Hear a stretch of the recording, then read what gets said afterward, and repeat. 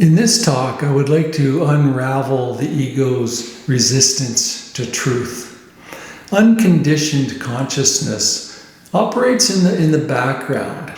This unconditioned consciousness provides the first glimpse of our true nature, free from the egoic mind's interpretation and dialogue.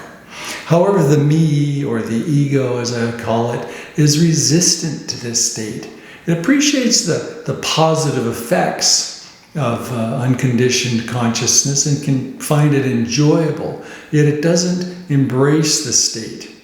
The me dislikes the unconditioned state ultimately because it offers nothing to hold on to. The ego thrives on beliefs and points of views and blaming others for life's challenges. When experiencing the unconditioned state, the ego questions, what am I supposed to believe in now? What's my perspective? Who am I going to blame for all my struggles?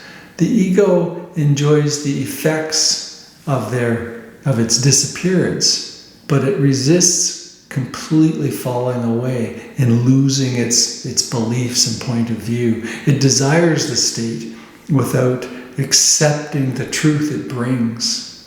It's like I enjoy the positive feeling it brings, but I'm not willing to let the ego completely go.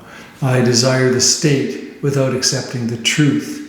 So it's threatening to the concept of the self, for the self. Remember, the goal isn't to eliminate the ego. Instead, it's about not getting entangled in its web of illusion. There's a significant difference. As long as you try to eradicate the ego, you're caught. You're caught in its grip. Unconditioned consciousness is always indifferent. It has no inclination to eliminate anything. Such notions are entirely alien to unconditioned consciousness, where ideas can arise and be seen but never be taken as truth. So don't perceive this as a task to eliminate something. It's more about not falling for it. In spiritual terms, it's about non-attachment. But in this kind of practical human terms, it's about not being duped by it or conned by it. Everyone understands the idea of being conned by something, like falling for a telephone scam or an email spam. You maybe haven't fallen for it, but you certainly know what it's like to be deceived. So it's not about eliminating something.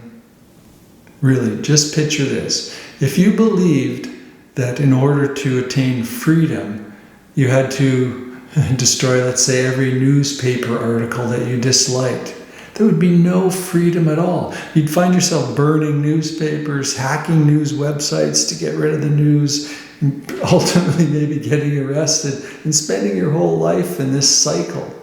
It's much better to adopt an attitude of indifference. Let them publish as many news articles as they want, send as many articles to my inbox as they like. Once you're no longer duped by it, it just doesn't matter. And the ego is somewhat similar. It's not about eliminating the ego, about eliminating anything. It's about not being influenced or deceived by it. And this process is, as you may have discovered, easier said than done. The silence at a meditation retreat or just in your daily meditation serves the purpose of allowing us to become intimately familiar with the ways that we're hooked up and duped by this imaginary egoic self. You'll notice it, sometimes in very obvious, overt ways and sometimes in subtle ways. The clearest sign is when you start feeling divided inside. That's the alert signaling that you're no longer in harmony with conscious reality. The whole notion of non-duality is true. It's all one. Yet as a human being, what matters in each moment is what you're conscious of. In this experience, the only thing that truly matters is conscious awareness. Anyone who comprehends genuinely the concept of oneness doesn't exist in opposition to anything. That's really the proof of their understanding. It's not about claiming to know something. It's about the tangible effect, the fruit of that knowing. The effect is a life no longer in opposition to what is, living the oneness, because that's the natural outcome of the understanding. Whenever we find ourselves in opposition, it's like a signal from reality, a little light reminding us, hey, don't go into a delusion here. You're no longer in harmony with what is. And this reminder is crucial, preventing us from getting lost in our illusions indefinitely. If we didn't have this reminder, this mechanism, we could easily remain stuck in illusion and delusions forever.